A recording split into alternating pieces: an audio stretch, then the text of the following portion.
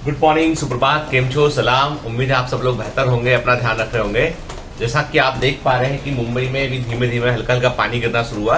कुछ दिन से पानी नहीं गिरा था मुंबई के अंदर, मतलब लग रहा था कि रेनी सीजन चला गया है, पर आज थोड़ा पानी गिरना शुरू हुआ तो अच्छा लगा। हालांकि बताते हैं कि उत्तर प्रदेश के कई हिस्सों में जो इतना पानी गिरा है कि गंगा नदी का जो है वो गंगा रिवर का जो है वो लेवल काफी ऊपर बढ़ गया है, और बिहार के कई हिस्सों में पानी नहीं गिर रहा है। ये भी चिंता वाली बात है। एमपी जो है, जहां इतना पानी नहीं गिरता था, वहां भयंकर पानी गिरा। जैसे हम लोगों का एक घर है भोपाल के अंदर, वो घर हमने जो है हमारे रिलेटिव है उसमें रहते हैं वो लोग, तो वो बता रहे थे कि उस घर वो तो सालों से रहते आ रहे हैं उसमें, तो कभी ऐसा पानी नहीं भरा। 2-3 फीट रोड पे सामने पानी भर गया उसमें। वोट चल रही थी, सोचो, जहां पे कारें चलती थी जिस सड़क पे वोट चलाना पड़ी भोपाल के अंदर। ऐसा हालत हो गया, इतना पानी गिरा। वो तालाब जो है वो समंदर के जैसा नजर आने लगा, भोपाल का तालाब। खैर, ये सब बातें क्यों बतला रहा हूँ? ये सब बातें इसलिए बतला रहा हूँ कि सच बोल रहा हूँ आपसे मैं कि ना क्लाइमेटिक पैटर्न में बड़ा चेंज हो गया है। आपको जानकर आश्चर्य होगा कि चाइना के अंदर जो है पहली बार चाइना के अंदर सूखे का सामना करना पड़ रहा है। मतलब कई 100 साल में ऐसा नहीं हुआ। चाइना में पहली बार सूखे की कंडीशन का सामना करना पड़ रहा है। ड्रिंकिंग वाटर की प्रॉब्लम हो रही चाइना के अंदर, पीने वाले पानी की। ठीक है, और मतलब सच में जो ग्लोबल क्लाइमेट चेंज के बारे में लोग कहा करते थे ना, वो चीजें अब सामने दिखने लगी है हमको। एक ही सॉल्यूशन है इस पूरी समस्या का। सॉल्यूशन ये है कि हम नगरीकरण, जो शहरीकरण है, उसकी स्पीड को कम करें। हम लोगों के लिए, हम रहने के लिए, हम जो है वो हॉरिजॉन्टल एक्सपांशन ना करके वर्टिकल एक्सपांशन करें। हम शहरों को और व्यवस्थित रूप से हम जो है वो उनको अरेंज करें। हम पुराने की जगह पर नए जो कंस्ट्रक्शन हो रहे हैं, उन कंस्ट्रक्शन को हम इको फ्रेंडली बनाएं। हम जो है वो सड़कों के आसपास शहर के अंदर प्लांटेशन भी करें हम, और जंगलों को कटने से रोकें हम। मतलब अभी मुझे लगता है कि ये वो वक्त आ गया है जब जंगल के अंदर एक भी पेड़ नहीं कटना चाहिए। एक भी, पूरे जितने फॉरेस्ट है पूरी दुनिया के, सबको प्रोटेक्ट कर देना चाहिए कि यहाँ पर कोई एक्टिविटी, कोई भी फॉरेस्ट को टच नहीं करेगा, क्योंकि कारण ये वही लंग्स ऑफ द अर्थ है, वही सब कुछ बैलेंस किए। और जितना भी ग्लोबल वार्मिंग के रिस्पॉन्सिबल फैक्टर है उन्हें भी कम करना चाहिए। इलेक्ट्रिक व्हीकल को बढ़ावा देना चाहिए। बिजली पैदा करने के तरीके, जैसे हम इंडिया में, क्या है, इंडिया में इलेक्ट्रिक व्हीकल अच्छा क्यों नहीं है? इंडिया में इलेक्ट्रिक व्हीकल इसलिए अच्छा नहीं है क्योंकि इंडिया के पास में इलेक्ट्रिसिटी पैदा करने के लिए हम थर्मल पावर स्टेशन बड़े पैमाने पर यूज करते हैं, है ना। हाइड्रो पावर प्लांट हर कहीं नहीं लग सकता, उसके लिए एक लिमिटेड जगह होती है। या तो न्यूक्लियर क्षमता आप इस्तेमाल करोगे, या आप जो है वो कोयला जलाकर बिजली पैदा करोगे आप, या न्यूक्लियर पावर प्लांट से करोगे आप। दोनों तरीके बड़े खतरनाक है ना। तो बेहतर तरीका है कि हमें सोलर एनर्जी, जो इतना हमारे यहाँ पे सनलाइट होता है, उसको ट्रैप करना सीखना पड़ेगा। अल्टरनेट फॉर्म ऑफ एनर्जी को हमें समझना पड़ेगा हमें। उससे हम जो है वो काफी हद तक जो है ग्लोबल वार्मिंग को कम कर पाएंगे। खैर, लंबा चौड़ा भाषण देने नहीं आया हमें। कई लोग बोलते हैं सर आप है ना, आपने एमबीए भी किया हुआ है, आपने कभी आपने एमबीए के बारे में कोई बात नहीं करते आपकी, कुछ हमें बताएं, कुछ समझाएं हमें। और कुछ बच्चों ने मुझसे भी हाल ही में बच्चे मिले, उन्होंने कहा सर अपने को बायोमेंटस में इस चीज में इन्वेस्टमेंट करना चाहिए, इसका इतना इन्वेस्टमेंट कर देना चाहिए, अपने को ऐसा कर लेना चाहिए सर, है ना, इसको अपन को है ना सर आपको भी फंड लेके बहुत बड़ा बड़ा कर लेना चाहिए। मैं बच्चों को जनरली मैं समझाता हूँ, बेटा हमारा पर्पस थोड़ा काम करने का अलग है, पर आज मैं आपको एक लॉजिकल फंडा बतलाता हूँ। एक कॉन्सेप्ट होता है एमबीए में, एमोर्टाइजेशन। ठीक है, एमोर्टाइजेशन का मतलब ये होता है कि आप कोई भी इन्वेस्टमेंट जो अपनी कंपनी में करने जा रहे हैं, एमोर्टाइजेशन का मतलब होता है, कोई गाड़ी साफ करते में टच कर दिया किसी गाड़ी को तो उसका वो चालू हो गया। यहाँ कॉमन है, मतलब हमारे यहाँ पे इतनी सारी गाड़ियां लगी होती है पार्किंग में कि कोई ना कोई टच कर देगा तो ये है ना, अब रुकना पड़ेगा हमें 7 सेकेंड तो आवाज बंद ना हो जाए। तो उसे नहीं मालूम कि मैं रिकॉर्ड कर रहा हूँ उसका अजीब व गरीब म्यूजिक ही हम सुन लेते हैं, है ना। चलिए, बंद हो गया। कोई समझदार आदमी को समझ में आ गया कि भाई पूरी कॉलोनी डिस्टर्ब हो रही है इसमें।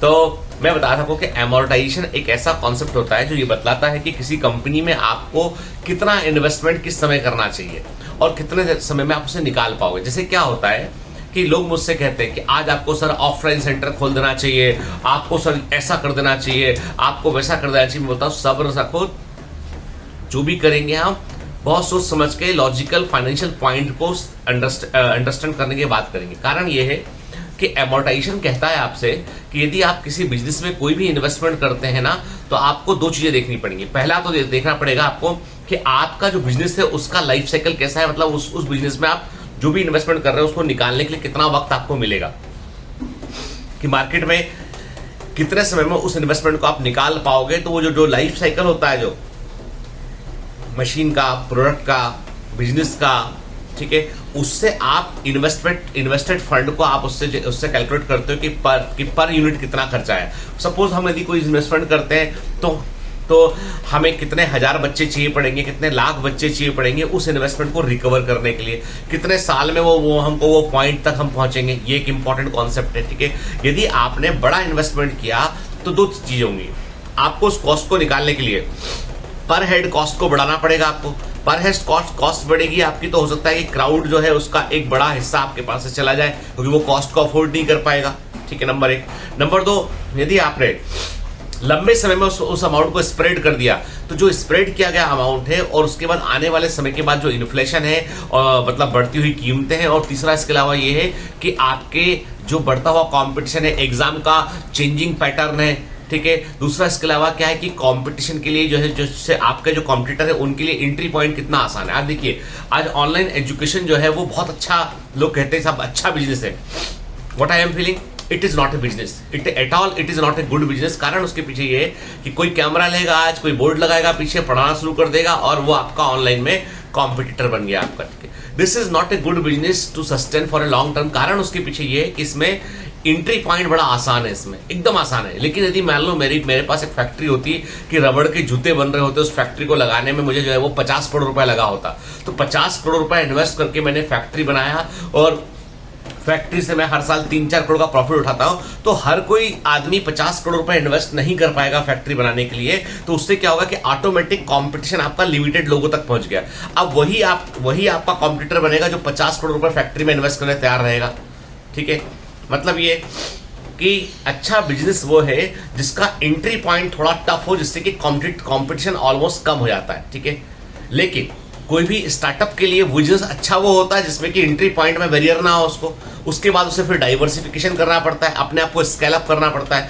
आज यदि हम देखें कि तमाम ऑनलाइन इंस्टीट्यूशन जो बड़े बड़े नाम थे वो सब दिक्कत में चल रहे हैं, सबको ले ऑफ करना पड़ रहा है, लोगों को निकालना पड़ रहा है। कारण ये है कि बिजनेस पॉइंट में कोई भी एंटर करेगा और एकदम से आगे जाएगा उसमें, और आपका जो स्टेबल पॉइंट है वो हिलने लगेगा आपको, तो स्टेबिलिटी जो है वो बड़ा इश्यू होता है। एमोर्टाइजेशन कहता है कि आपने जो इन्वेस्टमेंट किया उससे आप कितना निकाल पा रहे हैं पैसा, आप कितने समय में निकाल पाएंगे उस पैसे को आप। जैसे एक चाइना में एक कंपनी थी क्रॉक्स, बड़ी फेमस ब्रांड है अपने इंडिया में, जो दुनिया में बाहर रिजेक्ट हो चुका होता ना वो इंडिया में टॉप पे पड़ जाता कई बार। क्रॉक्स एक रबड़ के चप्पल बनाने वाला ब्रांड है। क्रॉक्स की सेल चाइना में खूब बड़ी, तो क्रॉक्स ने क्या किया, क्रॉक्स ने मिलियंस ऑफ डॉलर का इन्वेस्टमेंट किया अपनी फैक्ट्री में, बड़ी फैक्ट्री लगा ली कि भैया आप पूरे चाइना को क्रॉक्स पहनाएंगे। लेकिन उस समय क्या हुआ, उसके बाद लोगों का इंटरेस्ट स्टॉक्स में कम हुआ, दूसरे चप्पल के लोग दूसरे ब्रांड ने भी उस तरह के चप्पल बनाना शुरू कर दिए। तो क्रॉक्स ने जितना पैसा इन्वेस्ट किया वो पूरा पैसा डूब गया उनका, चाइना के अंदर पूरा पैसा डूब गया उनका उसमें, और वो उसको रिकवरी नहीं कर पाए, वो बहुत घाटा हुआ उनको, दिवालिया हो गई कंपनी चाइना के अंदर, ठीक है। जिसको बोलते हैं कि भाई अब कंपनी ऋण ही नहीं चुका पाएगी बाहर के देशों में। लेकिन उसने अपना फिर लेसन लिया उसने कि नहीं, दूसरे कंट्री में लिमिटेड प्रोडक्शन करना है, प्रीमियम प्रोडक्ट को बनाना है, कम संख्या में बेचना है, लेकिन उसको कंसिस्टेंट रखना है, खर्चे कम रखना है। तो उससे क्या हुआ, क्रॉक्स धीमे धीमे प्रॉफिट में आने लगा वो। तो कई बार क्या होता है, कई बार कोई बिजनेस है ना बहुत तेज जो ग्रो करता है, उस ग्रोथ करते हुए हम केवल उसकी ग्रोथ को देख रहे होते हैं, लेकिन पीछे छिपे हुए हम मैनेजमेंट के फंडे को, फाइनेंशियल कैलकुलेशन को हम नहीं देख रहे होते हैं। इसीलिए फिर एक पॉइंट पे जाके वो कोलैप्स करता है। वो कोलैप्स क्यों करता है, वो कारण ये है कि आप नहीं जानते कि अगले 5 साल में कॉम्पिटिटिव लैंडस्केप कैसा होगा। आप नहीं जानते हैं कि क्या टेक्नोलॉजी किस चीज को डिसरप्ट करेगा, वो भी आप नहीं जानते। तो समस्या ये है कि कोई भी बिजनेस होता है ना, उसको फाइनेंस के साथ जोड़ना पड़ता है, उसको कॉमन जो है वो आपको लोगों के इंटरेस्ट के साथ जोड़ना पड़ता है, तब जाकर आप बिजनेस को ग्रो कर पाते हैं। तो आज मैंने कहा चलो मैनेजमेंट का फंडा बतलाते हैं कि एमोर्टाइजेशन क्या होता है ना, आप जो फाइनेंशियल इन्वेस्टमेंट करते हैं उसका कॉस्ट ऑफ रिकवरी क्या होता है, इस पर हमने आज बात किया, ठीक है। कुछ दिन मैं सोच रहा हूँ कि कुछ कई लोग कहते हैं कि सर आपके प्लेटफॉर्म पे सिर्फ नीट के लोग नहीं है, और भी लोग हैं, तो कुछ और ज्ञान भी दिया करो जो हमें हट करो थोड़ा सा अलग। तो मैं आपको यही बताने की कोशिश कर रहा हूँ, कोई भी बिजनेस को शुरू करके उसे ग्रो करने के लिए भी आपको बहुत सोचना पड़ता है, किस पॉइंट पे किस कॉस्ट को हम लगाएं तो उसके बाद हम ग्रो करें। बायोमेंटस एक लीन स्टार्टअप है। लीन का मतलब है कि यहाँ पे खर्चे कम रखने की कोशिश की गई है, यहाँ पर जो है वो टीम को बैलेंस किया गया ताकि कम से कम जो है लॉन्ग टर्म सस्टेनेबिलिटी रहे उसकी, ठीक है। और इसीलिए आज आप बच्चे बोलते हैं सर ऑफलाइन इंस्टीट्यूशन खोल लो, सर ये भी कर लो वो भी कर लो, मतलब सब्र रखो के कारण ये है कि कुछ भी कर कर कॉलेप्स कर होने से बेहतर है कि आप सब्र के साथ धीमे धीमे काम करें, आप वैसे काम करें कि जिससे कि एक जो है ऑर्गेनाइजेशन धीमे धीमे ग्रो करता रहे। वो growth is much more important thing than the abrupt J shape curve को अचीव करने से बेहतर है ग्रेजुअल ग्रोथ, क्योंकि वो सस्टेनेबिलिटी लंबा होता है उसका, ठीक है। चलिए, उम्मीद है आज का लेसन कई लोगों के काम आया होगा।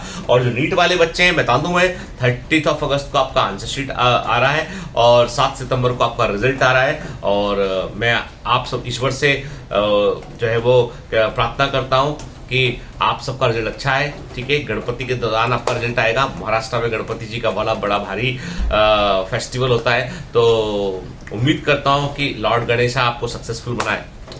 ऑल दी बेस्ट बेटा, बाय बाय।